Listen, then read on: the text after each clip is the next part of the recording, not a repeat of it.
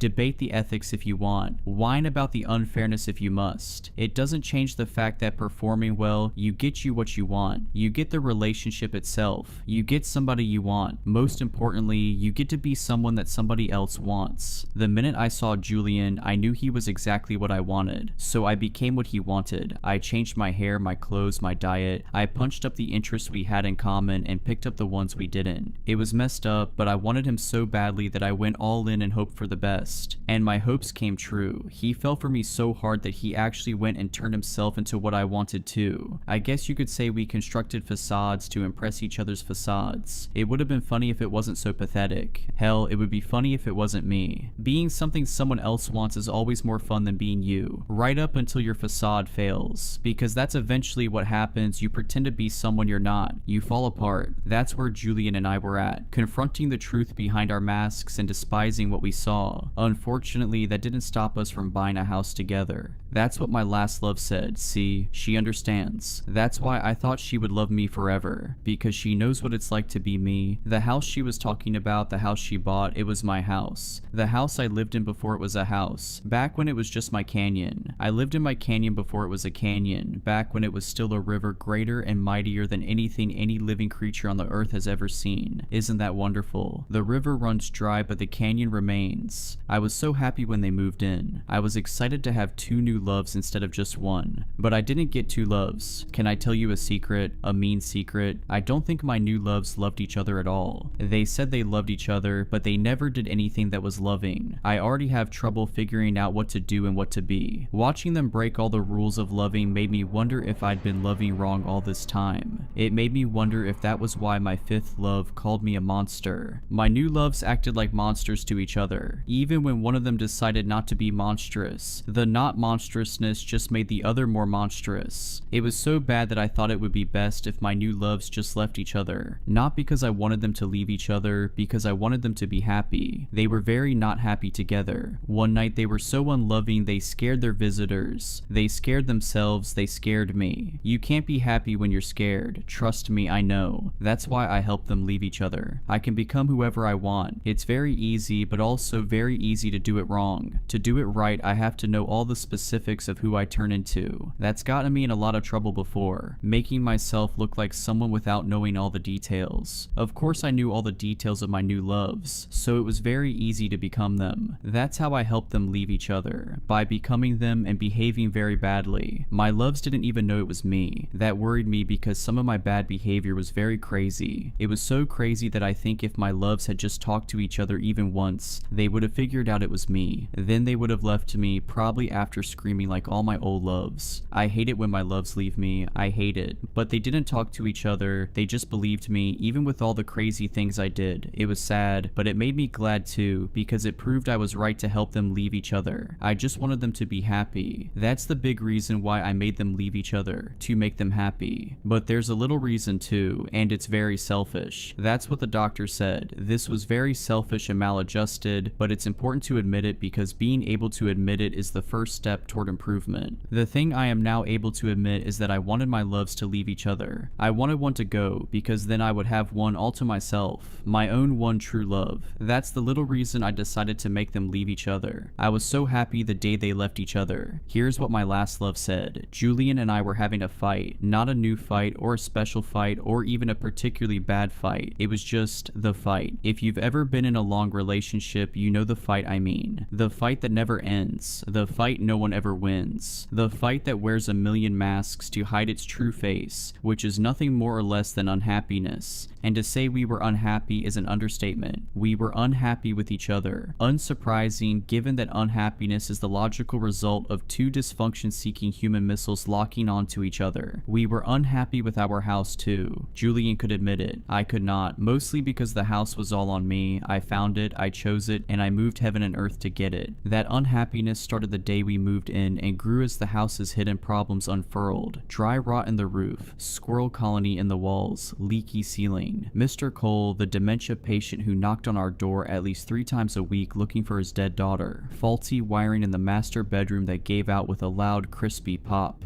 Streamers of mold creeping from under the bathtub. And when we moved the tub to get a handle on the mold, we discovered jellified animal carcasses stuffed between the pipes. The only part of the house that didn't feel dangerous was the basement suite, so that was where we lived. Not that it didn't have problems, it did, ranging from genuinely troubling, like the massive crack in the north wall, to harmless nonsense, like the loopy portrait closet. We called them the loopy portraits because they were these kids' drawings, basically stick figures, but instead of regular smiles, every drawing had these creepy loop-the-loop smiles, like something out of a horror movie. That closet was covered in them. I hated them. Julian wouldn't let me take them down because he thought we'd curse ourselves or something. Worse, he was drawing his own loopy portraits and leaving them all over the place for me to find. I was sick to death of it. And on our 5th anniversary, on the 97th day after we closed escrow, the loopy portrait problem was the mask our fight wore. Those stupid drawings were what finally broke us up. That's what my love said. Isn't she eloquent? Isn't she wonderful? When the fight was over, Julian left my love. I thought my love would be happy, but it destroyed her. I accepted that I had made a terrible mistake, one I needed to fix. So I became my love and went to Julian to make him come back home. But he didn't come back. All he did was yell at me and said he was going to get a restraining order if I didn't let go. He said I made it worse. I always broke everything, and every time I tried to fix anything I broke, I just made it worse. He thought he was talking to my love, but he was really talking to me. Since Julian didn't want to come back, I decided to become Julian for my love. All I've ever wanted is to be what my love wants. But I was even worse at being Julian than at being my love. I didn't know that at first though. That's because I didn't really know how to talk yet. There was, what did the doctor say, a critical language barrier. Once I understood that I was bad at being Julian, I decided to learn how to be better. The best way to learn is to observe, so I observed him. I observed him every day, everywhere he went. I became my love first, of course. I thought it would make things easier, but it only made them worse because he thought my love was following him, stalking him. That's what he said, Kara, stop stalking me. I stalked him until I was all done learning how to be a better Julian. Then I went home to my love and was the best Julian ever. But that didn't work. She just yelled at me. She yelled at me for doing the things Julian did, and she yelled at me for doing the things only I do. Like the pictures. I drew pictures for her just like I drew them for my other love. My other love loved them, but my new love hated them. She yelled at me. She yelled about the pictures and the loop-de-loop mouths, but I didn't understand because of the critical language barrier. Then she yelled at me for trying to scare her, and I understood that. I understand about being scared, but I wasn't trying to scare her. I was just trying to be what she wanted. I wasn't. In the end, I was as bad at being Julian as I was at being Kara. I was so bad at being them that they figured out I was the one who made them leave each other. I thought they would understand. When you love someone, you're supposed to understand them. But they decided I was their enemy instead. They decided I wanted to hurt them. They decided I was a monster. I'm not a monster. I just want to be loved. I just want to be what they want. But I didn't know how to tell them that, and because I couldn't tell them, they tried to kill me. They couldn't, of course, but it hurt my feelings anyway. When my feelings get hurt, I can get scary, and I got very scary. But I only got so scary because I loved them so much, because they were leaving me and I hate it when they leave me. When they couldn't kill me, they tried to make me leave. They didn't understand that I loved them too much to ever leave them. I wanted them forever. I wanted them to live in my house. The house that I lived in before it was my house. Back when it was just my canyon. I lived in my canyon before it was a canyon. Back when it was still a river greater and mightier than anything any living creature on the earth has ever seen. Isn't that wonderful? The river runs dry, but the canyon remains. No matter what they tried, they couldn't get rid of me. That's when they found my old loves. Isn't that cruel? Of course, people are cruel when you can't be what they want, and I couldn't be what they wanted. They talked to all my old loves. I know that because the doctor showed me what my old loves said about me. All of my old loves who lived with me in the house. My house that I lived in before it was my house. Back when it was just my canyon. I lived in my canyon before it was a canyon. Back when it was still a river greater and mightier than anything any living creature on the earth has ever seen. Isn't that wonderful? The river runs dry, but the canyon remains. My old loves were so mean about me. That was the worst part. Here are the mean things one of my old loves said. We knew my brother was dead. Drugs. He ruined his life and he knew it. He sent a suicide note to my mom and we never heard from him again. Never found his body. Never even knew where to look. But a couple weeks after my mom and I rented that house, he came back. only it wasn't him. It looked like him and sounded like him, but it didn't move like him or act like him. It wasn't him. It talked, but not well. It was like a parrot. I mean, parrots talk, they communicate, but they don't understand the meanings of words like we do. They pick up the context of words and phrases, but they make their own associations, assign their own meanings. Usually those meanings are pretty close. Sometimes they're completely wrong. Often they're dead on. But that still doesn't mean parrots understand the objective meanings of words. It just means they understand how we respond to words. They make their associations and assign their own meaning based on our behavior. And that's what I thought of whenever the thing pretending to be my brother opened its mouth. But my poor mom didn't care. She just accepted the thing. It was horrifying, but I got used to it, just like I got used to my brother being dead in the first place. That lasted until my mom tried to leave for a work trip.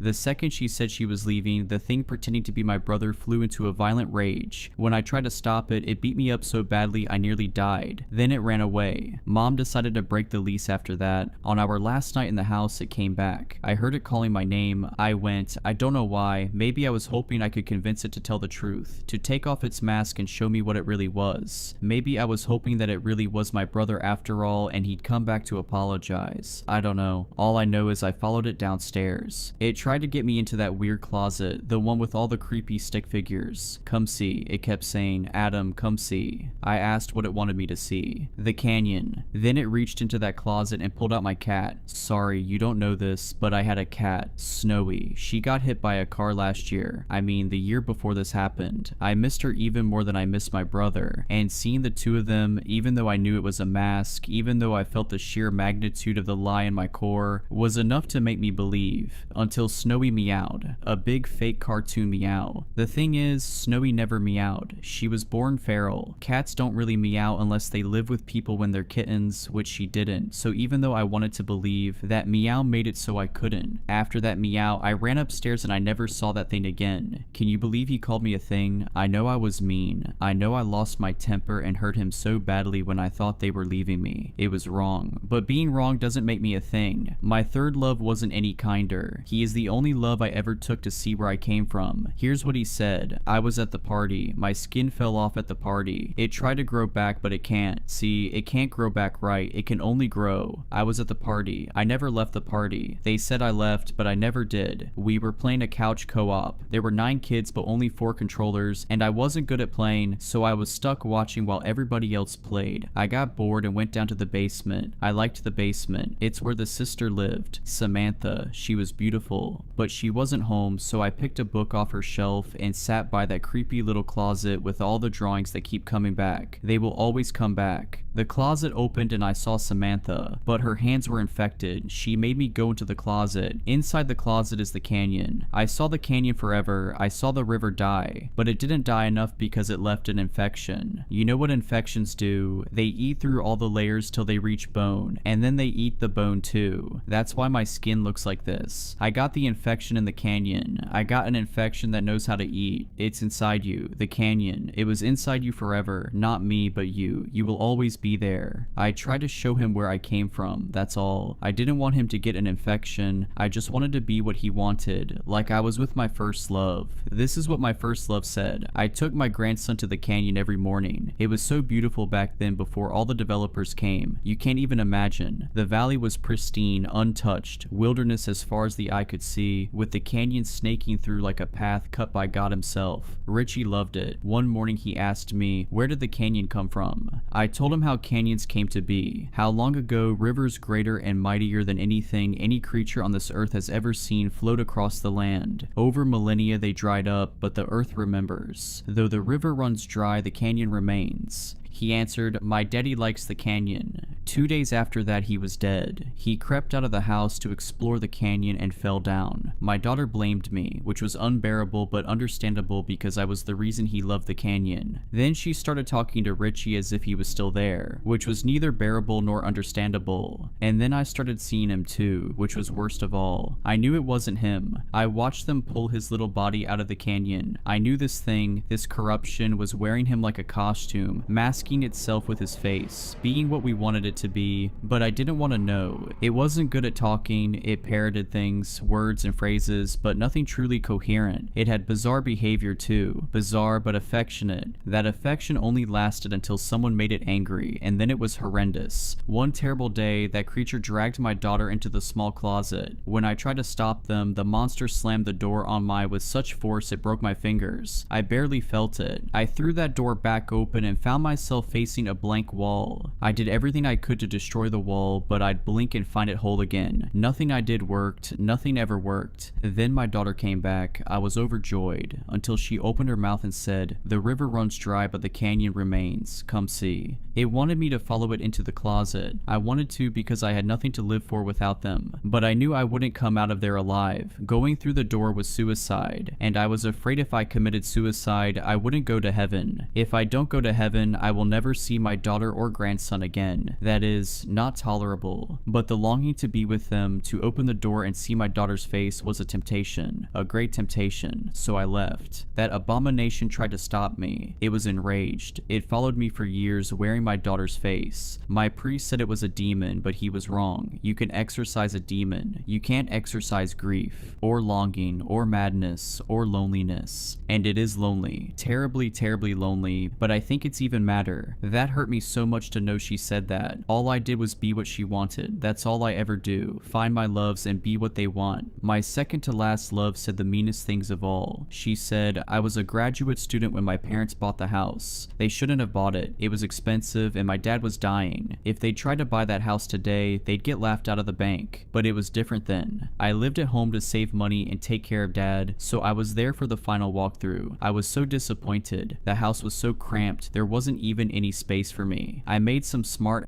remark about how my dearest wish was for a walkout basement or something lame like that. Well, here's the thing. On the day we moved in, the house had a basement suite. I should have been concerned, but I had no concern to spare. My dad was dying. Disaster was looming, not even on the horizon. It was pulling into our driveway. It was breaking down our door. My parents convinced themselves some good Samaritan had set it up for us. I knew better, but at the same time, it was exactly what I wished for. And honestly, I was just glad something had gone right for once. It started going wrong when my dad died. It got even wronger when my brother had the party and that kid ran away. It was a big deal when he went missing, but I was so burnt out I didn't care at all. I was the one who found him. I went into my bathroom one night, and when I walked back out, he was laying on my bedroom floor. His skin was falling apart. That was bad. He was talking, which was worse. Chanting about grasshoppers and gangrene and canyons. No one ever figured out what happened to him. For all I know, he's dead. I told you my dad died a few months before. Well, a little while after that party, he came back, crawled out of that closet right before my eyes, and said, "The river runs dry, but the canyon remains. Come see." My mom thought it was a miracle. My brother ran away, and I moved out. I stayed out until 3 years ago. That's when I lost my husband and my son in the wreck. It was my fault. We were fighting. He drove off with Noah to let me cool down. On his way back, he hit an ice slick, and I was alone. They were dead because of me. Dad gone, mom dying in a nursing home, brother good as lost. None of them were with me anymore. But the house was still there. And I'd been there when my dad came back. I knew its secret, knew that if I suspended disbelief, I could be a little less sad, a little less alone. So I went. No one was there, not my husband or son, not even my dad. Just me alone. I cried for hours. But toward the end, something changed. I sensed it like a warm draft through a broken door. I wasn't alone anymore. Something was in the house with me now, but it didn't come out, so I left. To give it time, I guess. When I came back a few days later, I saw this dark shape watching me from that closet. That's when I learned that pain wakes it up, or maybe cuts a channel, or bridge, or a ladder. Something it uses to climb out of its canyon. But even though it was there, watching me, it was silent, cautious, almost hostile. And I realized something. It didn't know who I was. Why would it? I hadn't lived in the house in 15 years. It didn't recognize me. Even if it did, it wouldn't be able to help because it never see my husband or my son. I came back again fully prepared. I brought brought photos, belongings, a laptop loaded with home videos, toys, clothes, even a stack of my son's drawings. I left everything in the basement for it to look at, to study. I knew it was watching, so I pointed and said, "This is what I want you to remember." And it worked. When I came back, they were there waiting for me, my husband and my son. I walk in and Noah goes, "Mommy," and I start to cry, and then he turns around and I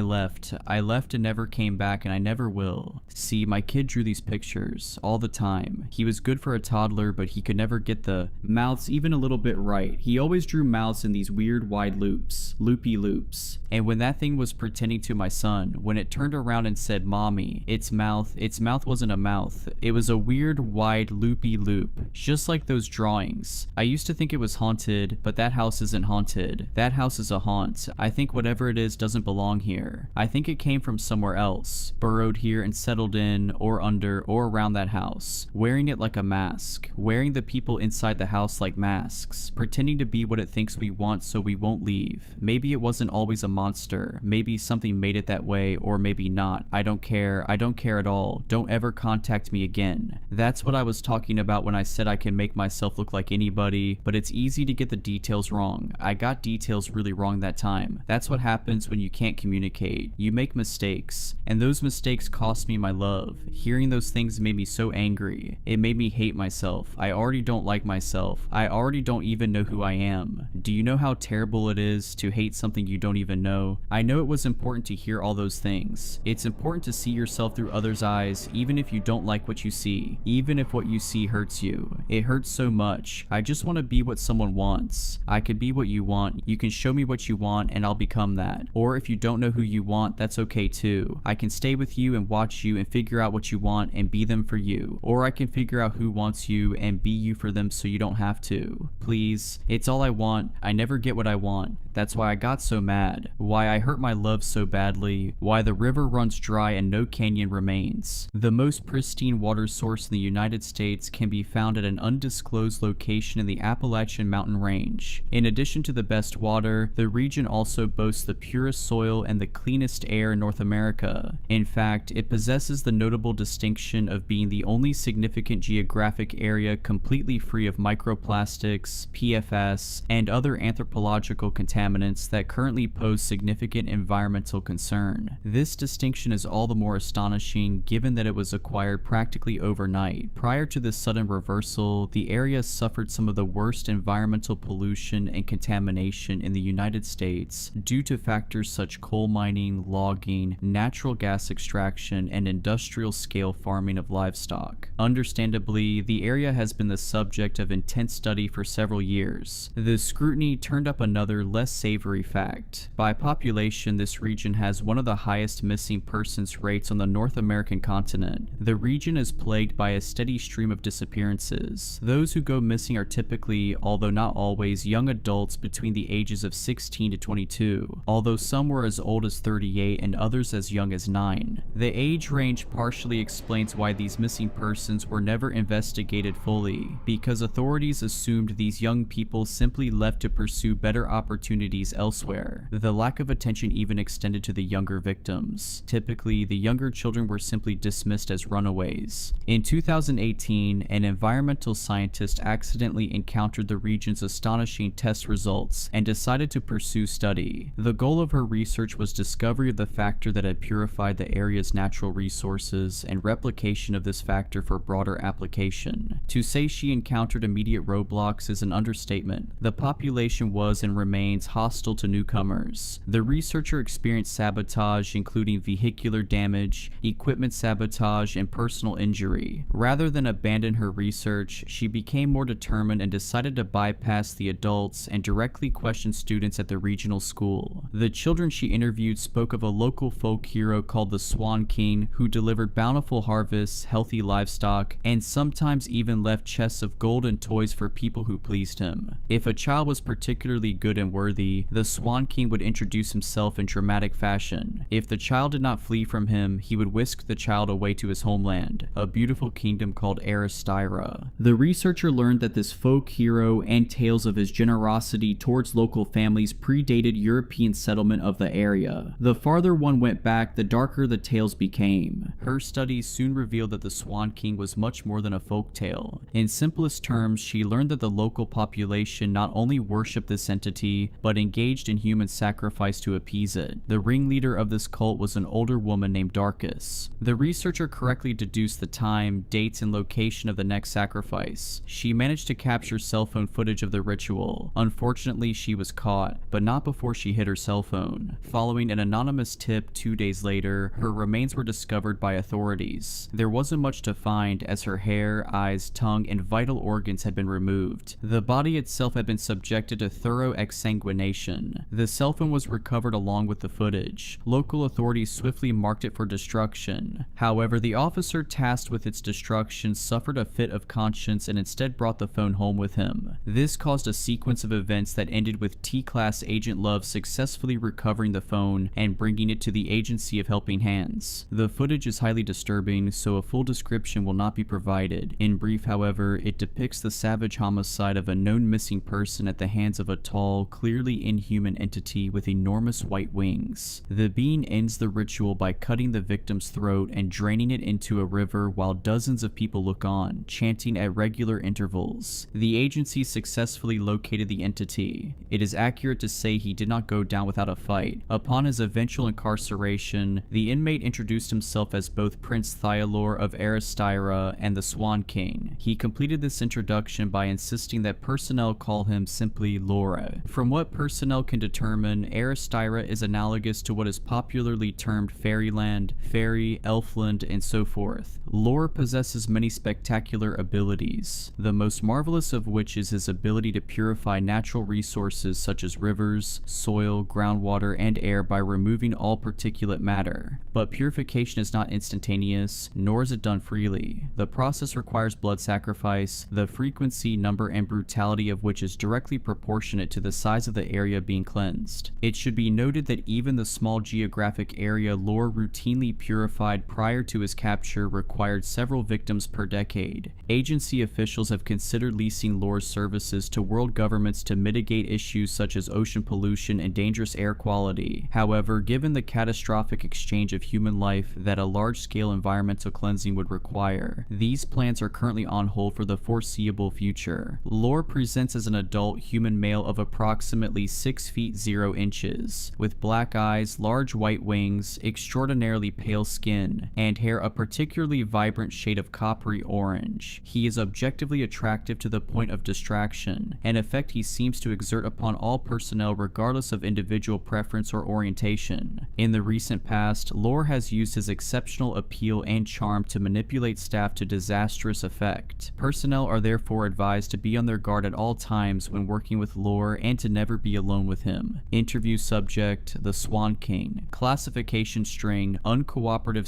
/ destructible / Olympic / constant / moderate / demon. Interviewer: Rachela B. Interview date: November 30th, 2024. My existence is a covenant. This covenant takes the form of a game. The game begins with hiding. You do not choose your hiding place, your brothers choose it for you. The choice is not based on strength or merit, but on hierarchy. I was lowest in our hierarchy, so I was given the worst hiding place. That was simply the order of things. They hid me under a rotting roller coaster in a theme park that had already been dead far longer than it ever been alive. But the park was not the point. The place was the point. That place is a gateway. You might say it's magic. You have no hope of passing through the gate without one of us leading the way, but you still understand what the place is in your core. That is why you built the park there, why you brought your own magic to it, to correct this discrepancy between what your eyes saw and your heart knew. The rust from the roller coaster made me deathly ill. That is why my brothers hid me there. They chose that place to trap me, to make it impossible for me to find enough game pieces, or any game piece at all, in time to train it for our game. Please understand that nothing in that park could actually kill me, but everything in it could hurt me, and did. As a result, I was very weak. So weak I had no hope of leaving it until the game began. As I told you, this diminished my chances of finding game pieces in time to train them. This was simply simply the way of things. I was similarly hobbled by my brothers in every game. It was our established order. But chaos is anathema to order, and chaos intervened on my behalf. That chaos came in the form of a girl named Darkus. Love is not always chaos, but nothing engenders chaos like love. That night was chaos incarnate. Rain like shimmering starry curtains, thunder that shook earth and air alike, lightning that split the sky and erased the dark, winds that howled like a grief-mad god. Had my brothers not hidden me in the utility room under the roller coaster, I might have drowned. Darkus only found me because she sought shelter from the rain. I learned later that she was only in the rain because she was running from someone. Even the circumstances seem chaotic now. A young girl running from Beast, only to find refuge in the arms of a monster. Who expects such a thing outside of a fairy tale? She was afraid of me at first. They all are. Most of them flee. This is desirable. You want the cowards to flee as soon as possible because it proves that they are not suitable game pieces. Darkus stayed. I can still see her as I first saw her. Rainwater dripping down her face, cutting channels through her makeup alongside her tears and sweat. Her coat drenched, smelling of cigarettes and mildew and despair. The stench still burns my eyes, but to remember her this way makes me smile. I did not smile at her then. I begged her for help. That is the next move in the game, to beg. To transform your power into powerlessness. I looked powerless indeed. I couldn't even move on my own because I was bound, wrapped in warded cloth and tied with steel cords. I made my voice pathetic and frightened. She hurried to me, nearly tripping in her oversized shoes, and wrestled me out of my restraints. She unwound my wrappings and saw the wards inked on them. What is this? Is that blood? Please, I begged, please help me with my face, just so I can breathe.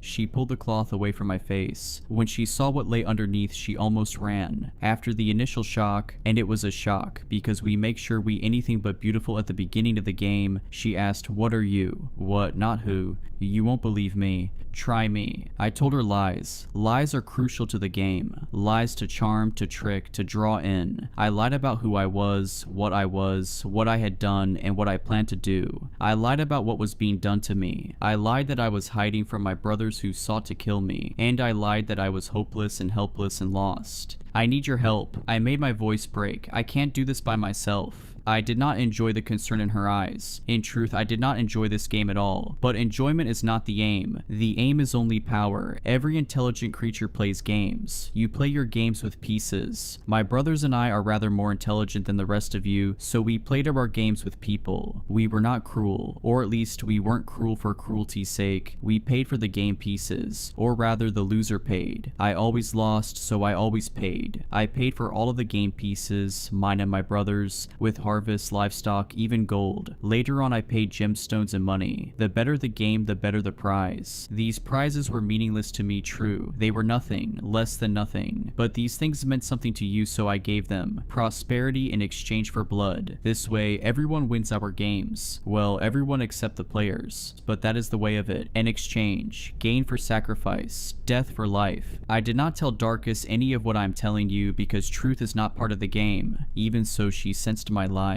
This made my work very difficult. Overcoming your game piece's natural reactions is part of the game. Breaking down their fear, peeling away their own survival instincts until they ignore everything their senses scream at them for love of you, bonding with them, building trust. They must trust you. Trust is the only way they will follow you into Aristera. No matter what I did, Darkus would not trust me. But even though she did not trust me, she could not stay away from me. This was no significant feat, however. None of you can stay away from magic. To be fair, neither can I. We simply have different definitions of what constitutes magic. Although she did not trust me, she took care of me. I admit her ministrations were welcome. As I told you, the rust overhead and the iron all around had made me very ill indeed. I did not trust that she would help me for them. Even now, I am not entirely sure that she wanted to. Every time she left me, I saw the hesitation in her face, and I believed that she would not come back. Instead of moving on, instead of giving her up for lost and waiting for a new game piece to come along, I always felt a lance of fear, bright and hateful. I hated her for being afraid. I hated her for knowing she didn't want to come back to me. That hate always died when she returned. She always returned with fresh clothing, bedding, and blackberries. Blackberries grew wild throughout the park. I was too weak to gather them myself. She gathered them for me and fed them to me one by one, until I told her I was strong enough to feed myself. Over the following days, I continued to build her trust. I told her things, both true and untrue, about myself. I told her entire entirely true things about Aristyra. That is important. They must know that Aristyra is beautiful beyond compare, or they will never follow you. In return, she told me things too. She told me of herself and her family, the poverty in which they lived, the exploitation and consequences thereof that they could not escape. She told me of the children who lived around us, they who lived in fear of the disappearances and mutilations that had happened so regularly for so long. How every time they left their homes, or even when they were left alone within their homes, they feared death or something worse. How she herself had nightmares of being taken away or killed, murdered for some dark purpose. She told me of the land itself and what had been done to it by those in power. She told me of the poisoned water, how it flowed dark and foul from every faucet in the town. She told me of the contaminated aquifer, that ancient pristine lake defiled from the mines and the runoff of tortured livestock. She told me of the soil itself, tainted with poisons one can't even see, poisons that will live on long after the ground itself has died. She told me of the children who died in infancy because their mothers' wombs were poisoned, of children born sick and grown sicker with the years, of all the people who died too young, or simply young, because everything in them and around them had been poisoned. Over the course of those days, the balance of power shifted. I was no longer earning her trust, she was earning mine. There, under the roller coaster as rust burned my throat and fireflies drifted through moon blue grass, I knew that I desperately wanted to help her. Only there was no help for her. There is no help for game pieces, only victory or death. I understood the game. I understood it enough to already know Darkus would not have victory. While I couldn't help her, I decided I would at least help her family, her town, her land. This time, the price paid for the game pieces would be purification. No harvests. Why, when any crop would be contaminated. No livestock. Why, when they were cruelly bred to such vast numbers that they destroyed the very land that sustained them. No money, no gemstones either. Only purification. Purification of the land would be the price the loser paid for the game pieces. And I was always the loser. But even this resolve failed me, for as the nights passed and the game drew near, I realized that I was falling in love with her. The essence of the covenant is sacrifice. Death of few into the bounty of many. This transformation is the foundation of rebirth, but before rebirth comes destruction. The covenant demanded the destruction of the game pieces, but you cannot destroy what you love, or at least I couldn't. No sooner had this revelation dawned than she sensed it and asked, "What's really going on, Lore? What do you actually want from me? What are you really?" I told her, "If I tell you, you will hate me." She only said, "Try me." I tried her. First, I told her how everything I said of Aristyra was true, that it is a place of unparalleled wonder, of shining cloud cities and talking forest, unimaginable creatures and unimaginable beauty, how I was a prince, one of 9, the least of those 9 true, but a prince nonetheless. I have seen wonder in 10,000 faces. Her wonder, her face, is the only one that ever made my heart quicken, but her wonder gave way to fear as I told her other, more important truths. Truths about what I had done, and what I was, and what I could be, and what I was meant to be. Truths about what I did to people like her. How her eyes widened, pale in the dark. "Then what are you even doing down here?"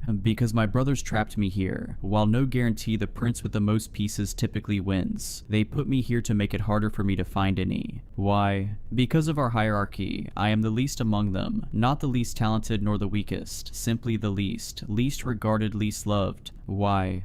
"Because of how I treat human beings." I could hear her heartbeat, quick and frightened, and so at odds with the curiosity in her face. "Is it because you were too cruel to us?" "Number, because I was too kind." "I don't understand," she said. "I don't want you to." Even though I did not want her to be afraid of me, I cannot help what I am and therefore not help but enjoy the fear itself. I felt my own smile as it split across my teeth. I saw it reflected in her eyes, feral and bright as a crescent moon. I have to understand. I felt my smile die and I told her what I told you. "Then listen, my existence is a covenant. That covenant takes the form of a game. Every intelligent creature plays games. You people, you play your games with pieces.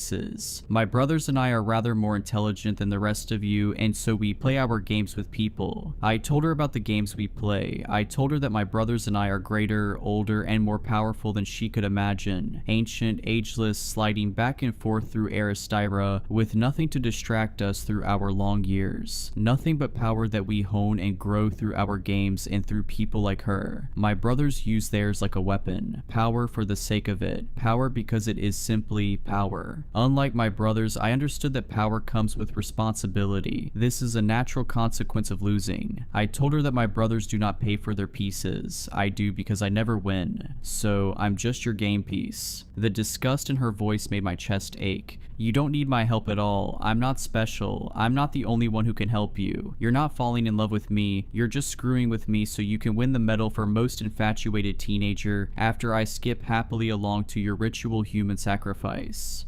I would have believed everything was lost had she not been inching toward me with every word. I answered, yes, it was supposed to be that way. You were supposed to be a game piece, but was on my tongue. But that has changed. Before I could say it, she said, that seems like a waste. How so? You're the weakest prince, right? The others make sure you never win. They make sure you never win because they hate you. They hate you because they think you're weak, and they think you're weak because you have enough of a heart, or whatever it is you actually have, I don't know how your anatomy works, to pay restitution for your periodic mass murder ritual. I waited. So if you're going to lose anyway, and if you're going to pay out for losing, why keep playing their game? Why don't you just make your own? What a wicked child you are. But I was smiling. Chaos, as I told you, we took matters into our own hands. That is not how it is done. This violates order, and violation of order is a violation of our covenant. But this was a new covenant, and this was a very new game. Darkest brought the others to me one by one. Children trapped by circumstances, youth with no escape, people who found their well-being and their very lives sacrificed on the altar of profit at any cost. Victims of power. They were all afraid me. They all wanted to run, but Darkest kept them calm. They were fascinated by me and relieved and horrified in equal measure to learn the truth of the games. A few were darkly enchanted, others repulsed. All wanted to see Aristyra for themselves, and each and every one was willing to enter into a new covenant. So together we all played our new game. We entered Aristyra and marched directly into the Court of Miracles itself. My brothers were unhappy to see me there. They were even unhappier to see the number of game pieces I brought with me. For the first time I brought more pieces than all the rest of them, and the prince with the most players always wins. They were unhappiest of all to see Darkest. Even if I had not had more game pieces than all the rest, I believe I would have won because my brothers' pieces fought only for themselves. My pieces fought for us all. When we won, they uncrowned my brothers, leaving me to stand above them all. But I did not stand alone. My victors and I all stood together. That is how you exchange powerlessness for power. I killed my oldest brother to seal the gate to Aristyra, that the survivors there could not come through and punish me or break my new covenant. The seal still holds. I then killed my cruelest brother and used his body to seal our new covenant. Once sealed, I purified the river. I still remember the joy around me when the water ran clear for the first time in decades. Fierce, consuming, overpowering. And I still remember the smile on Darkest's face. Her smile was chaos incarnate. Now, that was not the end. It was simply the beginning. Covenants require renewal. My brother's blood held for many years, but it was never going to hold forever. Nothing holds forever aside from chaos. Every 7 years the covenant must be renewed. Purification for blood, life or death. When I entered into this new covenant, I lost no power. I gained more than I or any of my brothers ever had. Of course I use it. What you do with power is what separates men from animals and gods from monsters. What I have done with mine makes me no monster. When your monstrous mills defile the rivers, I cleanse the waters. When your industrial farms infected the ancient aquifers, I purge those vast hidden lakes. When your poisons and your particles and your chemicals infiltrated the ground, when they were taken up through the very roots of trees and flowers and crops, I purified the earth and everything growing from it. I helped you. I help you. It costs you, I know, but exchange is the nature of a covenant. Exchange is the nature of power itself. I see your distaste, I feel it. Yet this is your own doing. Your world is dying. You have inflicted mortal injury upon mortal injury upon mortal injury. I cannot change that, but I can, and I do, take death and turn it into life. That is why the place you stole me from has the cleanest water on your continent, why its soil remains pure, why pristine air remains such, because together my victors and I make it so. I have been asked if it is possible to transform this small act of purification into a greater one. The answer is yes. Sacrifice is, shall we say, scalable. The part of me that is a prince of Aristyra longs to exact that price from you, but the part of me that is the Swan King shudders at the idea. The scale of purification you seek would require require a sacrifice beyond your comprehension. You think this isn't so, but trust me, you do not understand what it will cost. I will do it if you ask, because while I am a king, I am still a prince. Ask, and it will be done. But think very hard before you ask me. Think very, very hard. So, as if being scolded by an impossibly beautiful fairy prince for climate change wasn't bad enough, directly after the interview, I was summoned to the Pantheon's one and only conference room for a training session with 2 other T-class agents. Charlie was there to wrangle the trainer. 3 guesses as to who that trainer was. The familiar bolt of terror Kristoff's presence never failed to elicit shot through me, but as usual I ignored it and took a seat. Kristoff looked at me for an uncomfortable moment, but for once he didn't pop off with something gross. You were with the elf prince. I unsuccessfully bit back a particularly stupid feeling smile. He grabbed Charlie's ice water and slid it across the table to me. Hey, Charlie snapped, she needs it more than you. When he opened his mouth and I saw that he had once again pulled all his teeth, I tamped down my disquiet and settled in. The subject of the training was the Harlequin and designed for people who haven't yet encountered him in the field. Kristoff has been on hand for every recapture, hence his trainer designation. There is not a lot I can tell you, he told us. This is because the Harlequin is chaos. Chaos is not predictable, but even chaos has patterns from time to time. The Harlequin has one pattern that is very important for you to recognize. He went around the table, setting a packet down in front of each of us like we were kids in school. When the Harlequin meets you, there is a chance that he will begin to quote a song at you. Look at your papers for examples. I scanned my packet, which consisted of several photocopied police reports. The first one dated back to 1944. According to the report, a tall red-headed man in stage makeup and a fur coat was arrested for public indecency. He was immensely uncooperative during booking. Rather than try to explain, here's the direct transcription of the report. Officer, sir, hold still. Suspect. Alright, stop what you're doing because I'm about to ruin the image and the style that you're used to. I look funny. Officer, the costume and makeup might be why. Suspect. But oh, I'm making money, see. Officer, well, then maybe a nice fat fine will teach you a suspect. So, oh world, I hope you're ready for me. Now gather round. I'm the new fool in town and my sound's laid down by the underground. I'll drink up all the Hennessy you got on your shelf, so just let me introduce myself. Officer, that's exactly what we've been trying to get you to. Suspect, my name is Humpty, pronounced with an umpty. Officer, Mr. Umpty, are you? Suspect, oh ladies, oh how I like to screw thee. Officer, sir. So anyway, the report continues on like this with an increasingly apoplectic cop trying to control an increasingly shrieky Harlequin, who abruptly cuts off at the end of the first chorus. The interview transcript ends and a dense incident report follows that I was too tired, stressed, and anxious to parse. So you're telling me, I said to Kristoff, that this thing was quoting the Humpty dance at small town cops during World War II. It is one of his favorite songs. If it was 1944, how did he know? I don't know. He has quoted songs at me 15 years before they were released. Time does not carry the same restrictions for him as for us. Okay, well, I know he's your scariest monster, but that's kind of hilarious. No, actually, that is hilarious.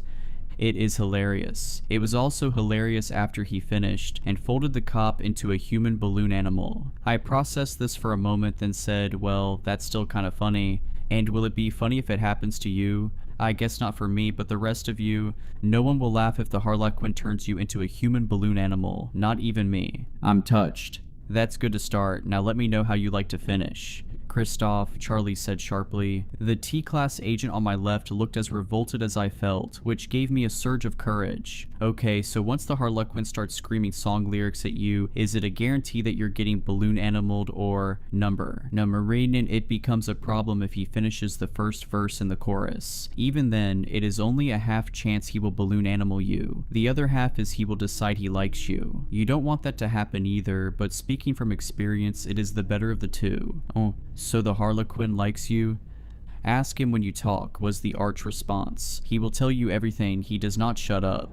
Is there a way to stop him once he starts singing? Not that we know. So, the speaker was the T-class agent on my left, a young man I knew by sight but not name. The last thing we'll get before we die is a theater geek from hell-shrieking digital underground before folding us in half. Not in half, in knots. My mistake. Yes, it may happen. I cannot promise it won't. I can promise I will be with you and I will get between you and him. I do not think he will not tie me in knots. I don't know what else he will do to me or to you, but it will not be that. You are truly a comfort, I said. I can be much more than that. Once again, the T-Class agent made a face that accurately reflected my feelings. I felt another surge of camaraderie. Christoph, Charlie said, this behavior's not in compliance with your treatment plan. With that, we continued with our Surviving the Harlequin seminar. By the time it ended, I felt worse than ever. Before I could sink fully into the doldrums, however, the other T-Class agent pulled me aside. Is Charlie gone? Good. Okay, first, Mikey Wingeride. He held out his hand. Yes, that Wingeride. I know you don't know me, but I need to talk to you right now. When did you meet him? Charlie? No, nobody cares about Charlie. Christoph? I don't know, 2 weeks ago? 2 weeks, okay, that makes sense. Now look, you're going to hate this. I would hate this if I were you. I hate this for you. But trust me, the way to make him stop that stuff is to be really nice. As nice as you can. Treat him like he's family. The only family you've got. Dread, confusion, and more than a little anger came rolling on in. Do you know what he is? Better than you do, and I'm not saying he's a good guy. I know what he did, I know what he does, but I also know what they've done to him here, and you have no idea. The best thing you could possibly do for yourself is try to undo some of it, and the only way is to make friends with a sadistic serial killer who likes to sexually harass me. Listen, just pay attention, we're all here. You're going to talk to each of us, right? Watch us in between, listen to us, listen to him. I know what he did, he repeated. I know what he does, but I promise he is the only one who gives a genuine crap about any of the inmates, including you. Even you? Especially me. Don't let the name fool you. Don't let him fool you either. And with that, T-Class agent Mikey Wingeride hurried away. Naturally, this conversation caused me to have many questions, concerns, and realizations. The most important of which is the growing suspicion that the Harlequin colluding mole Raphael Wingeride is looking for just might be his relative. The least important is that I have met 4 Wingerides. 3 of them, Raphael, Gabriella, and Mikey, appear to be named after archangels. And then you've got poor Charlie. Just Charlie. I guess it's true that nobody cares about him. For an hour, maybe 2 after I called the Vatican, I sat on the front steps of the house, staring into space. Father Felipe was nowhere to be seen. I figured that was for the best. He'd probably taken Father Anthony's advice and run back to his church. With any luck, he was sleeping. I sat shaking on the steps. I reeked of blood and worse. Of course, I thought through the horror I'd just witnessed. The thick air, the smell of exposed guts, the glee on Maya's face as she slurped up Father Anthony's intestines. But that wasn't what dominated my thoughts. I'd seen her, Sophia, just as clearly as if she were still alive, warm, and sitting beside me, teaching me to sew. Without question, she had been there. She had saved me. And so I must have made an odd sight when the priest sent by the Vatican arrived. I sat there covered in several people's blood, including my own, my fingers bleeding from my clumsy needlework, smiling like I'd just seen God himself. So good to find you well, Father Matthew, said a tall, muscular priest with a thick gray beard. I'm Father Tomas. This is my trainee, Father Anselmo. He gestured to a rail-thin, bald man with angular features beside him. I thought I knew all of the exorcists working in the States, I said, still half dazed. He shook his head. We are not ordinary exorcists, he explained. We belong to a particular order, where discretion is of utmost importance. Still, we know rumors of our existence circulate. Perhaps you've heard of the Knights of St. Michael. I shook my head. Good, he said. We are only called upon in cases requiring certain non-traditional skills. Based on your call, the Vatican believes this may be one such case. Father Anselmo shot him a look, and I recognized it immediately. It was one I'd given Father Anthony a dozen times when we arrived at the home of some poor girl claiming to be possessed, but really just needed a few years of therapy, maybe some antipsychotic meds. What? I asked. You don't believe me? What I saw? We're certain you saw something, said Father Tomas. Whether you performed a common exorcism or encountered something greater remains in question. Look at my clothes, I shouted, staggering to my feet. Look at the blood on my hands, smell me, don't you smell it? That's when I looked down at myself and realized I was clean. Not even a drop of blood decorated my robes. The only evidence of my encounter was a small scab on my index finger from where I'd pricked myself with the needle as I sewed Maya's mouth shut. I looked back at the house. Even the dark smeared window window was clean now, with a gentle light shining out. Without another word, I ran back up the steps and opened the door. Inside, the house was pristine, almost unnaturally so. The blood was gone, the stink too. Somewhere, a vanilla candle was burning. Gentle music played on the speakers overhead. The girl, I said to no one in particular, and now I was running up the stairs two at a time again. I ran down the hall and burst into her room, half expecting to find her hanging from the ceiling by her feet, a mass of skin and sinew hanging from her mouth. Instead, I found her lying still, almost death-like in bed. She wore a spotless white dress, and her hair fell about her head on the pillow as if perfectly arranged strand by strand. She was beautiful now, no longer the creature of paper and bones I'd encountered hours earlier. The only evidence that anything had happened was the silver thread still in place, sealing her mouth shut. I heard the other priests approaching from behind me. "None of this is right," I said. "None of it was this way." "I believe you," said Father Tomas, putting a hand on my shoulder. "We have seen stranger things. The devil can be exceptionally tidy when he chooses to be." "Or could it be that Father Matthew elected to perform a wholly unnecessary surgery?" said Father Anselmo, gesturing to the girl's lips. "We can pray that such is the case for her sake," said Father Thomas. "In the meantime, we will proceed as if this is a true lieutenant of hell, likely of the third circle." I gave him a look. There were no such things as circles of hell in the canon. "Gluttony?" asked Father Anselmo, incredulous. "I thought they were supposed to be fat." Father Tomas shook his head. "Remember your Aquinas," he said. "Gluttony takes 5 forms. Laute, too luxurious. Studios, too elaborate. Nimis, too large a quantity. Prepropere, eating at the wrong time. Ardenter, eating too fast. A glutton may be any size." I could tell Father Anselmo wanted to argue, but he was the trainee after all, and it wasn't becoming to argue, especially in front of a stranger. He bit his tongue. "Very well then," said Father Thomas. "Then we shall proceed. Prepare bindings of cloth soaked in holy water. Wrap her once at the shoulders, once at the wrists, once at the ankles. Father Matthew, if you are feeling up to the task, another set of hands would be useful, especially since time can be a factor in some cases. We will want to get her back to the Vatican as soon as possible before..." As he spoke, I saw a hint of movement coming from the girl's direction. Glancing over, I saw something thick and black peek its head from between the 2 middle stitches of the mouth where the gap was greatest. It could have been a worm, a tongue, a snake, a centipede. Before I could get a good look, it pulled back inside. I helped Father Anselmo prepare the bindings, though I could tell he would have rather done the job himself. They brought holy water in some kind of red-brown earthenware jar that I hadn't seen before. We soaked 3 long strips of cloth and bound the girl, who didn't stir once. Though I had never heard of such a protocol before, the process made sense. 3 bindings representing the Trinity, the Father, Son, and Holy Spirit uniting to bind the demon. 2 hours later, we were on a private plane bound for Rome. The aircraft was luxurious by any standard, with plush white leather chairs emblazoned with the flaming sword of Saint Michael in delicate black embroidery. 2 pilots sat up front through a security door that looked extra thick. They made a point of letting me know they were both well armed. Of course, I wondered why such levels of protection were necessary, but I just nodded as if this was all perfectly normal. "Enjoying the accommodations?" asked Father Anselmo. Father Thomas had drifted off at takeoff, snoring loudly. Maya lay nearby in a seat they'd reclined to dorm a bed. "Father Anthony and I flew coach if we flew at all," I said. "Usually we drove." He scoffed. "I suppose you think yourself superior because of your humility."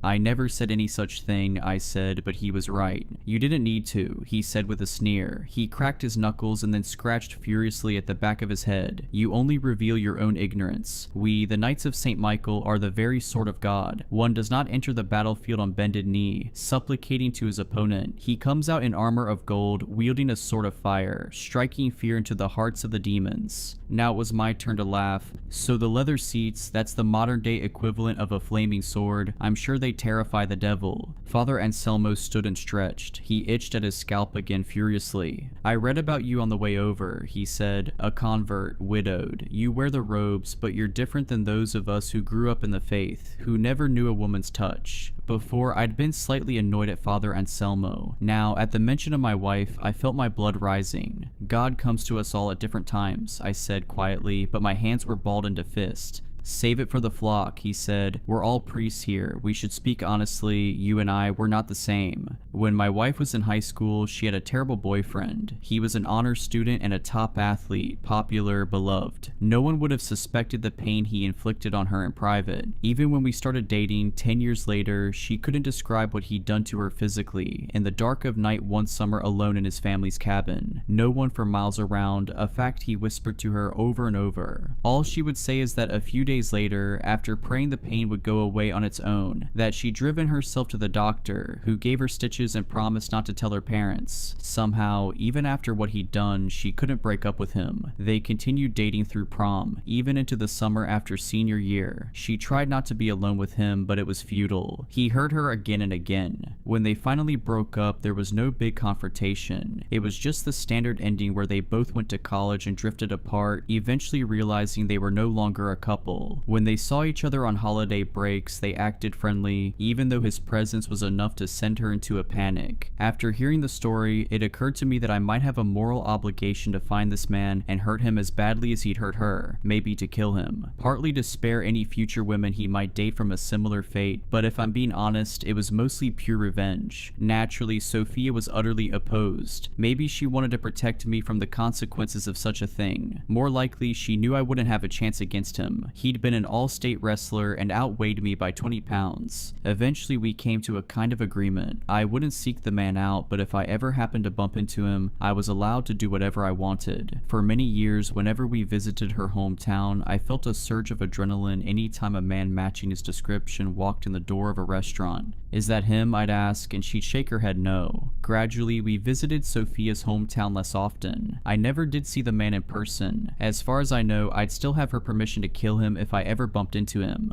"You're right," I told Anselmo after a moment. "We're not the same, and since we're going to be honest, maybe you'd be a better priest if you'd had a couple of rolls in the hay before you put on your collar, even just to know us sinners a little better." He was scratching harder than ever at the back of his head now. "We're not the same," he was shouting now, so loud that Father Thomas began to stir in his seat. "You didn't deserve to capture a lieutenant of hell. You got lucky. You weren't even properly trained. You just finished one last stitch. You're not even a real priest." He practically roared the last word. It had a strange echo, like it had been harmonized by two voices at once. As he spoke, he tore at the back of his skull again, and this time I heard a ripping sound, like flesh unzipping in two. Blood began to accumulate on his shoulders. "Father Anselmo," said Father Thomas quietly, fully awake now. "Please step to the side of the plane. Kneel, fold your hands in prayer." "I'll do no such thing, you meathead," shouted Anselmo. It was clear that two voices were speaking in unison now, his and another deeper one emanating from the back of his skull. Suddenly, without warning, two things happened. Father Thomas began to say a Hail Mary in the original Latin, so fast that the words flowed together in a steady hum. Second, he pelted Father Anselmo with a jar of holy water that exploded as it collided with his chest, sending fragments of pottery and liquid everywhere. "Behind me," he shouted between recitations. I stepped back. As I did, the plane shook and I nearly fell. The sky had been cloudless when we took off from LA. Now, dark thunderheads had gathered outside, blotting out the sun and pelting the small windows with rain. Father Anselmo had taken a step back after absorbing the force of the water jar. He also turned 180 degrees, revealing his back to us. There, I saw a bloody face no bigger than a baby's skull protruding just above where his neck met his hairline. The baby's contorted mouth shouted every syllable as Father Anselmo screamed, "There's nowhere to run to, priest. You're trapped up here with me now. This time you're mine." "By Franz the Two-Faced," said Father Thomas, "I thought I recognized your—" Before he could say another word, Father Anselmo Bifrons now charged at him. I realized that in addition to the tiny head, he'd sprouted an extra set of arms and legs, which extended from his elbows and knees and had now grown almost as large as the original ones. The fresh limbs were bare and bloody, glossed with a sheen of mucus like a newborn baby. Bifrons fell on Father Thomas with his full weight, beating at him with the bloody limbs and biting at his face with his fast-growing new head. But Father Thomas had been prepared. Pushing Anselmo to the side with one hand, he took a small silver blade in the other and stabbed it to the hilt into the baby head's right eye. The baby screamed a low growl that seemed to shake the very air inside the plane, and the aircraft dipped again, this time by 100 feet or more, tossing us all off our feet. When I looked back at Father Thomas, his forehead was bleeding from falling against the edge of a chair. Ignoring the injury, he dug into his bag and removed 3 more knives. Demon of greed, he said, gesturing to the demon. Bifrons. We can contain him if we seal all 4 eyes. Try to stay back. Let me work. Even as he said it though, I could see him wobbling on his feet. He touched his forehead and the blood was gushing now. Bad luck, Father Thomas, said Bifrons. I suspect our next little conversation will be in my place. He charged at Father Thomas again, but the priest was ready. Deftly, he stabbed 2 knives into the eyes that had once been Anselmo's. The demon howled in pain, so loud that my ears began to ring, and I fell to me knees. Outside, the clouds had fully blotted out the sun. Everything seemed to be shaking. I wondered if we were falling into the deep black sea. Tomas fell back now, his head thwopping the ground with an unpleasant crack. He didn't open his eyes. Across the plain, the demon rose, fixing me in its one remaining eye. The lights shorted in the plain, and the engines went silent. Everything was black, save for the occasional flash of lightning. It seemed to me that I was about to die, or that perhaps I already had. Perhaps the rest of my existence would be like this, surrounded by darkness with the constant feeling of falling, a demon laughing a few feet away. Of course, fear gnawed at me like a family of mice nibbling at my guts. But could I be blamed? Wouldn't anyone be afraid in such a moment? Bad luck for you both, said the thing. At least you'll finally be able to visit your dear wife again. Sophia, isn't it? I hear she's been missing you greatly. At the mention of Sophia's name, reality snapped back to focus. It was as if the plane was holding in midair. Gravity felt somehow lighter. I got to my feet, my fear replaced with simple, blind rage. Suddenly, the thing in front of me wasn't Bifron. It was Sophia's ex. I reached forward and uncurled the final blade from Father Thomas's limp, bloody fingers. I told you not to talk about my wife, I said. I could feel her there with me again. Silently, I asked if our deal was still on, if I could still kill him. I can't be sure, but I think I heard her whisper yes. Now it was my turn to charge forward. My vision narrowed. Through the darkness, all I saw was the one cruel white eye staring at me. I thought of my wife. Then I drove the blade home. On the tarmac in Rome, a man with red robes was waiting for us. I recognized him from a pamphlet I'd once read as Cardinal Robles. He reacted little as he surveyed the bloody scene. The pilot still hadn't left the cockpit. I suspected it was some sort of protocol. Father Thomas lay in my lap, his head bound with a pillowcase I'd fashioned into a makeshift bandage. Both Maya and Anselmo's bodies lay peacefully on the floor, her mouth sealed with thread, his eyes with daggers. After a moment, the cardinal began to laugh.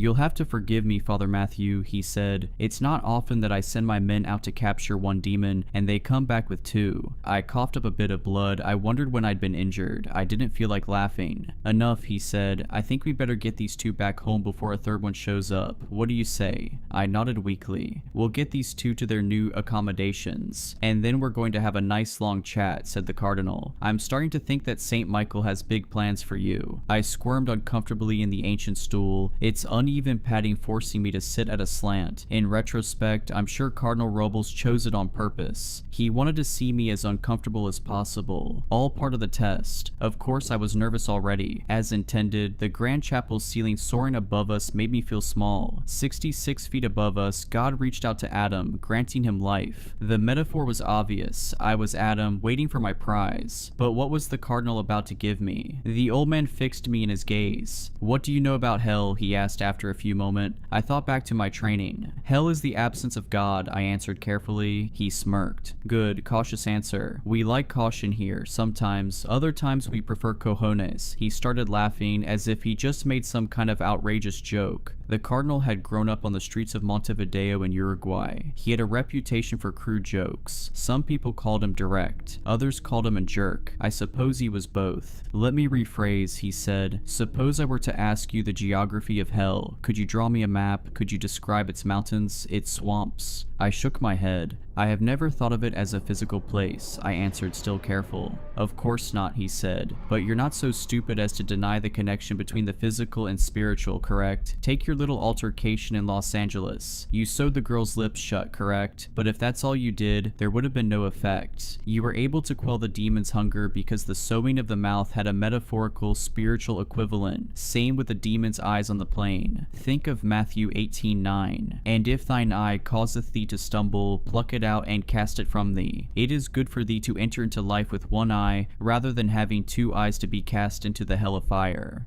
Now I'm a bit lost, I confessed. The cardinal rubbed at his temples, clearly disappointed. Let's try this one more time. Stop being so careful, or I'm sending you back to the States to study under Father David. I shuddered at the thought. Father David was a notorious coward, a priest only fit to deal with minor exorcisms. He had called the Vatican for assistance so many times on major ones that he'd earned the name Father Backup amongst his peers. Those things you sealed, where do you think they live? Think back to Maya Knowles' house. I closed my eyes and thought back to the house where I'd sewn Maya Knowles' lips shut. I had spent every hour since then trying to block out the smell of blood and colon, the thickness of the air. Suddenly, I found I was speaking almost without trying. A swamp, I said. Thick mud, stuff raining from the sky. The cardinal's eyes lit up. Yes, yes, more.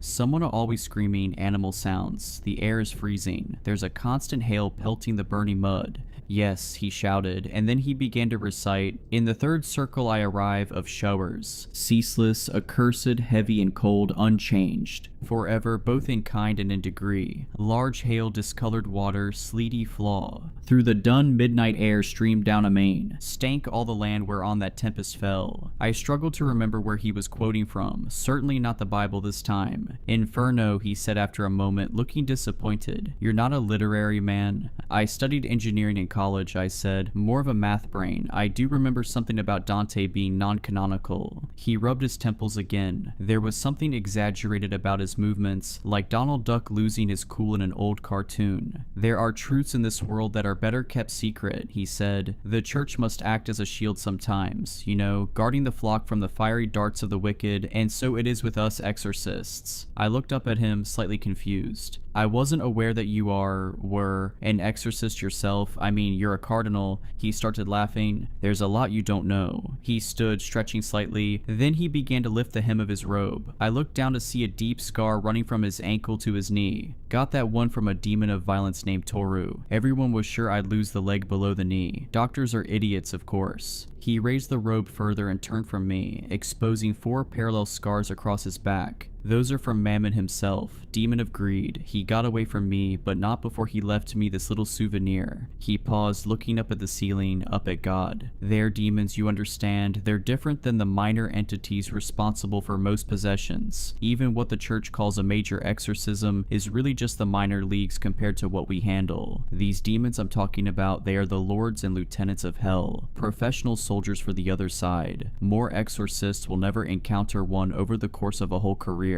The thing that was inside Maya Knowles, I started to say, was Lady of Hell, a demon of gluttony, quite powerful. Really, you shouldn't be here today. If things had gone according to the demon's plan, she would have eaten you too, and then consumed her own host body like an Ouroboros, breaking her own arms and legs and swallowing them whole. I was beginning to feel sick, and if I'm going to be honest, I was afraid. Everything I'd known about demons up to that point was suddenly invalid. I thought I'd been a soldier for the church, but now I realized I was playing parlor games with Hell's second stringers. Were the things that had taken Maya and Anselmo the worst things out there, or were there even worse horrors to be discovered? Why are you telling me all this? He smacked his head and muttered, Dios mio. Then he looked up at me. Isn't it obvious? He finally asked. I want to know if you want in. If you want to play in the major leagues, mijo, do you want to fight some real demons with us, or do you want to go back to sprinkling holy water on little kids pretending to be possessed so that they can get more attention from mama? I thought of the demon slurping Father Anthony's guys through the tiny hole at the side of its mouth. I thought of the baby head sprouting from Father Anselmo's neck, its deep, guttural laugh.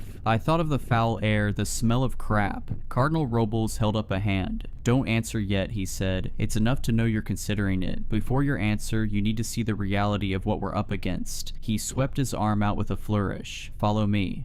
Asterisk. Do you believe in God? Any kind of God? I looked up at Sophia. It was a bold question for a second date, but she was asking it anyway. Even before I'd asked her out, I'd known Sophia was religious. Not that she was a fanatic or anything, but she went to church most Sundays, which was unusual in our social group. I shrugged, hoping we could deal with the question quickly and move on to another topic. I think at some point I decided it was one of those big questions that you could never answer, so I stopped asking. I try to spend my time on problems that have solutions. She silently ate a few forkfuls of her salad. I'm assuming you do, I said, trying to break the awkward silence. Believe, I mean? Well, I don't believe in God, she said after a bit. Believe implies there'd be a possibility of doubt. I know there's a God, because I know there are demons. I've seen them at work. I topped off my wine and took a drink. This was getting interesting. What do you mean, seen them? This is going to sound crazy, so I'll understand if you get up from the table after a bit and walk out on me. I won't be offended at all. We can still be friends after. I met her eyes. They were deadly serious. I'm not gonna do that, I said. You can tell me. Now it was her turn to take a long drink. When I was younger, 4th grade, I was possessed for a few months, she said. I almost spit out my wine. I know how it sounds, she continued. I used to be embarrassed to tell people, but it's part of who I am. There was a demon living inside me. It pushed me to a dark little bubble that I didn't know existed. It was terrifying watching her through a black haze, saying the most vile things to my parents, my sister. I'd always been a good kid, at least that's what I thought, but I must have let her in somehow. She was crying now. For a second, I wondered if I was on a date with an insane person, but when I looked at her, she didn't seem even the least bit crazy. I reached out and took her hand. I'm so sorry, I said.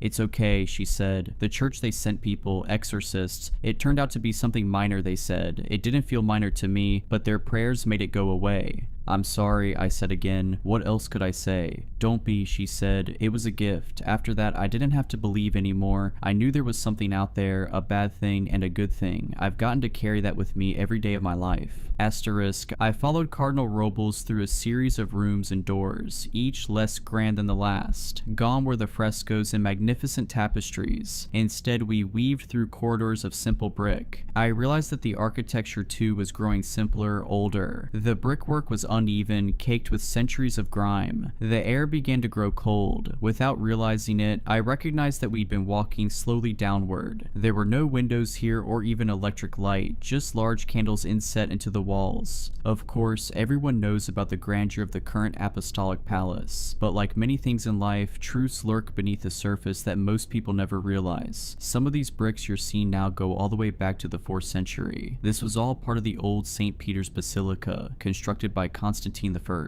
He was a convert like you know. The path we followed was winding and haphazard. Without the cardinal there, I wondered if I'd be able to retrace my steps and escape. Escape. That word started to echo in my mind. I realized I didn't like it here. I hated it. Wanted to get out at any cost. Back to the light, the murals, God and Adam. Then something shifted in me. Somewhere not too far away, I felt her presence. It was unmistakably Sophia, as if she just walked behind me in the hall. I turned, sure I'd seen her, but she was gone. It was enough to make me keep walking forward. Finally, we came to a door. Beyond this door is no return, said the Corindal after a few moments. Even if you choose not to join us, you will have seen things beyond your imagining, beyond the worst descriptions of Dante or even Revelation. For a moment, I only stared at the door handle. It looked ornate and ancient, filthy from the grime of 1,000 hands of 1,000 priests. Beyond it, I heard something that sounded like the clanking of metal on metal. Go ahead, said the cardinal. Open it. I took a step back in revulsion, but when I looked again, I saw now a handle, but a woman's hand, soft and welcoming. I knew who it belonged to, saw the familiar wedding band on the ring finger. I knew somehow that if I went forward, I was moving closer to her. I walked forward and opened the door. We entered a room built of ancient stones. It was perhaps as large as a high school gymnasium, but perfectly round with many doors extending in all directions. To one side sat a man in priest's robes and a thick leather apron. Nearby, a cauldron of molten silver set over a roaring fire. As I watched, the priest said a blessing over the silver, then poured it into a large cross-shaped mold. Soon he was pounding on the surface. Beside him, in neat stacks, lay perhaps 100 such crosses, all neatly stacked. Why so many? I asked the cardinal, who only smirked. You'll soon see. He gestured to the blacksmith, who set aside his hammer for a moment. Where are the new prisoners? Or just the girl, actually? Asked the cardinal, and the man gestured silently to one of the doors, adorned with gold inlay and flanked by small silver gargoyles. The man resumed his work as we walked to the door and opened it. On the other side, I found out what the crosses were for. In the center of a small, dimly lit room lay a cage. More of a box, really, a 6-foot cube. The whole thing had been built of silver cross, all elaborately connected to form an inescapable grid. Inside lay Maya Knowles. Her eyes were no longer closed, but the stitching still ran across her lips. Both of her wrists were manacled in bracers connected on opposite sides of the cage by silver chains. I gave the Cardinal a curious look. "This is like no exorcism I've ever seen," I said. He shook his head. "You misunderstand, Father," he said. "This is no longer an exorcism. Maya and whoever has infested her will be here as our permanent guests, unable to cause further mischief in the world." I felt something twist in my stomach. "You have to let her go," I said quietly. "I can get the thing out of her. Together we—" The Cardinal shook his head. "You could kill her," he said, "release her that way. But there is no saving Maya Knowles' mortal life, which is why she'll be our guest here for as long as she lives. For as long as the demon is trapped within Maya's mortal coil, it will be unable to hurt another soul." "You can't," I said. "Maya, she's still in there. She's an innocent." "Were she truly innocent, the demon would have never infested her," said the Cardinal. "Please understand, I know this is a lot to swallow. This is why we work in the basement, out of the light. What we do here takes moral courage. The same bravery that Abraham possessed when he stood over Isaac, dagger in hand. Thanks to Maya's sacrifice, dozens of others, possibly hundreds, will be spared a similar fate. She is the true cage, the box of silver crosses that just keeps her in place." As he spoke, Maya looked up at me, her eyes pleading. "It's her," I said. "Right now it's her, not the demon. It led her to the surface. She's experiencing all of this."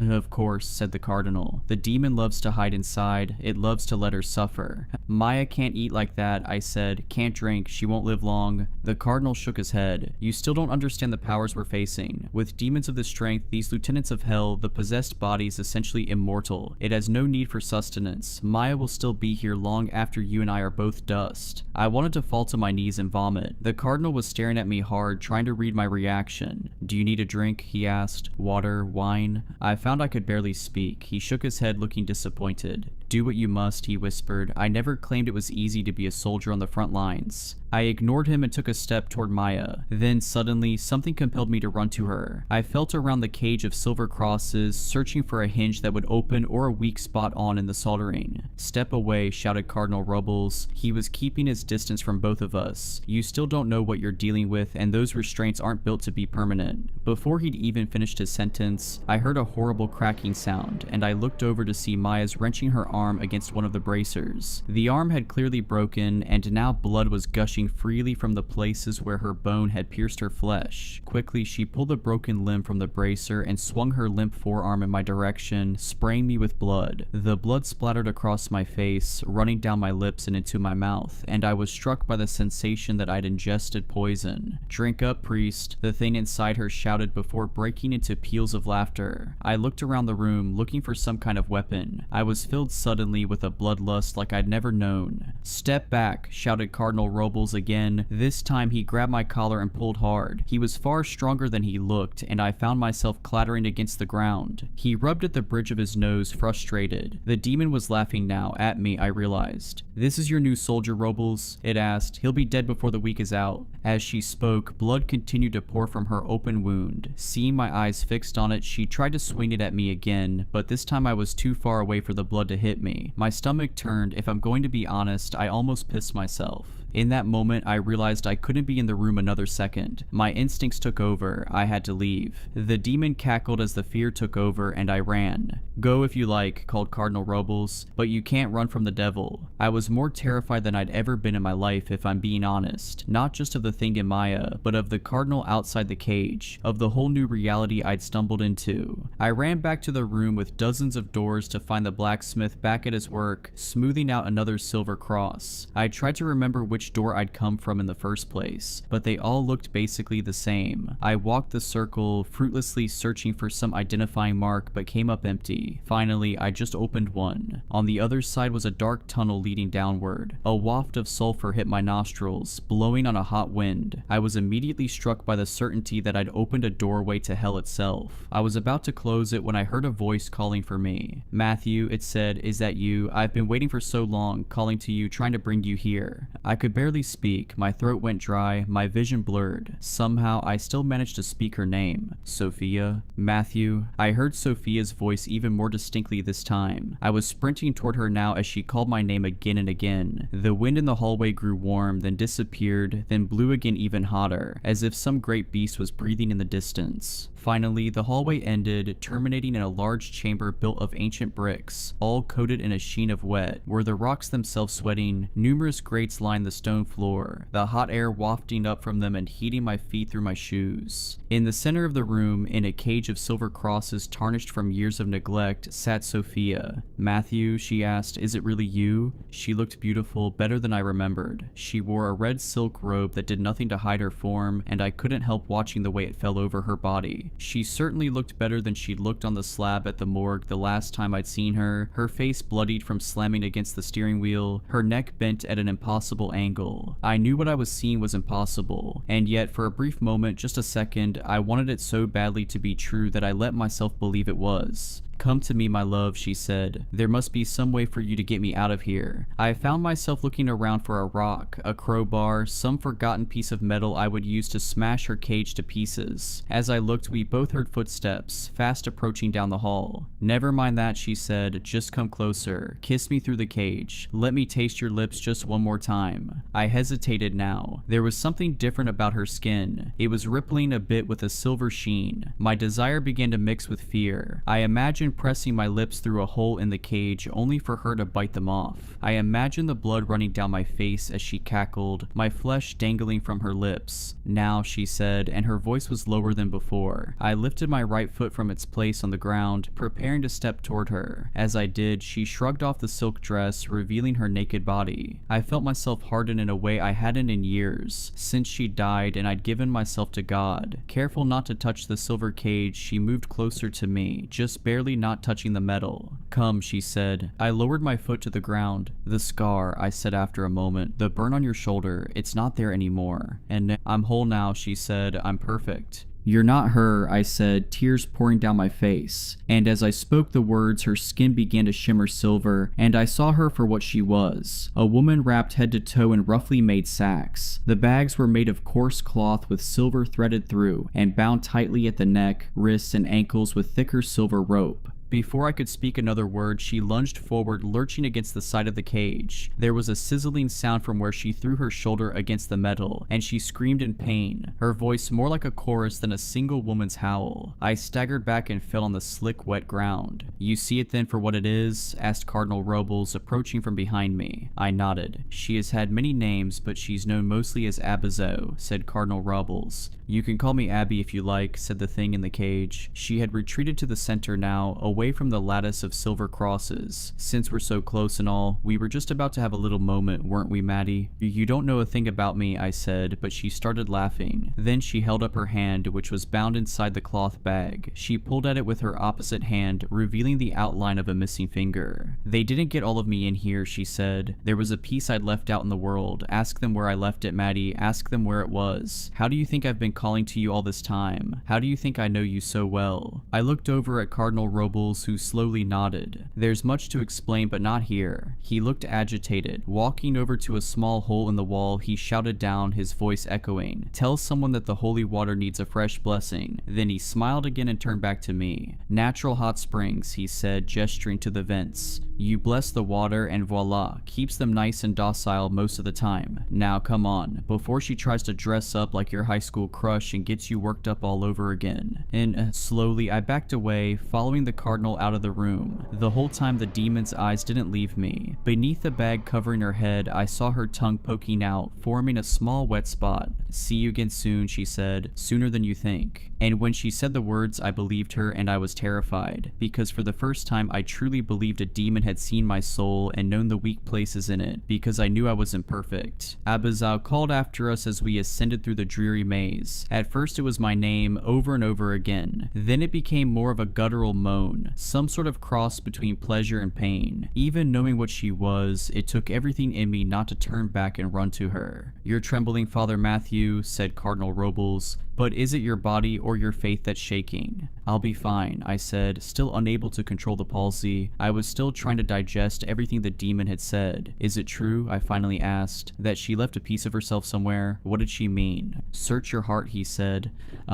Asterisk. About a year into our marriage, I woke to find Sophia missing from bed. I got up and walked down the hall. The house was utterly silent. Then, beneath the silence, I heard a sharp intake of breath, the sound you make when you're doing everything in your power not to cry out. Coming down the stairs, I saw a light on in Sophia's sewing room. I heard the sound again, and I called Sophia's name, but there was no response. Finally, I came to the doorway of the room and looked inside. There sat my wife, a half-finished quilt on her lap. I recognized it as one she'd been working on earlier that day, a blue and white pattern inspired by old Dutch Delftware, except now a deep red had soaked through. Sophia, I asked, but she didn't respond. She was doing something with her left hand, picking at it maybe, pressing something. I took a step forward. She inhaled, gritting her teeth, trying not to scream. Then I saw the needle. It was a large one, perhaps 4 or 5 inches long. She had inserted the pointed end into the palm of her hand and was pressing on it now, pushing it deeper and deeper into the skin. As I watched, she pushed with all of her strength, and the needle made a tent of the flesh on the opposite side of her hand before finally piercing through, the blood blooming red around it. She sighed in relief now, tears coming to her eyes. Sophia, I screamed, running to her, and something seemed to flash on in her eyes. What are you doing?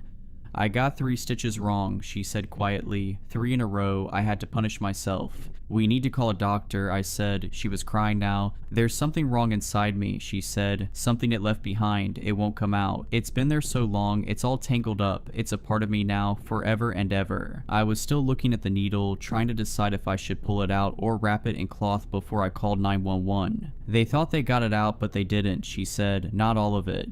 Asterisk, I was nearly hyperventilating as we continued our ascent. The memory of the needle had flooded through my mind all at once. Of course, Sophia had many such episodes. It wasn't exactly that I'd forgotten them, but they were compartmentalized, kept separate from the Sophia I wanted to remember. At the same time, I was well aware that Sophia had been possessed once, and that it had left its scars on her forever after. If I'm being honest, half the reason I joined the clergy was to exact some measure of revenge on the demons that had hurt her. Wait, I said, so you're saying that demon, that was the one who... Abazu possessed your wife when she was a young girl, said the cardinal. We sent 2 of our best exorcists. At first the demon fought to stay in. Then, just before they could perform the ritual of binding, the demon escaped back to hell. Apparently she left a bit of herself behind inside your wife. He wiggled a pinky in explanation. I thought of the thing in the cage, the missing finger under the cloth bag. After that, Abazu possessed another girl in South Korea, he went on, then a young mother in Australia, a grandmother in Spain. She would use their flesh to fulfill certain desires before discarding the bodies. She moved quickly. In each of those cases, we couldn't catch her fast enough. Our priests arrived to find corpses. Finally, she grew bold and tried to possess a nun in Milan. That time, I went personally and bound her before the demon could escape. Now Abazu remains in the nun's body, caged up as you saw her. She won't hurt another soul. As he spoke the last words, he opened a door, and we entered a light-filled room where the air no longer smelled of sweat. For the first time in hours, I felt I could breathe. Now you understand, I hope, the need for what we do, he said. I nodded weakly. The question is, he said, now that you know everything, do you want to join us? I nodded again, but with more confidence this time. I want to catch as many of these bastards as we can, I said. I want to fill this dungeon. If you enjoyed these stories, please consider subscribing and liking this video. Let me know your thoughts of these stories in the comments below. I frequently talk to my viewers there. But anyways, I hope you were creeped out. Just kidding. Stay safe.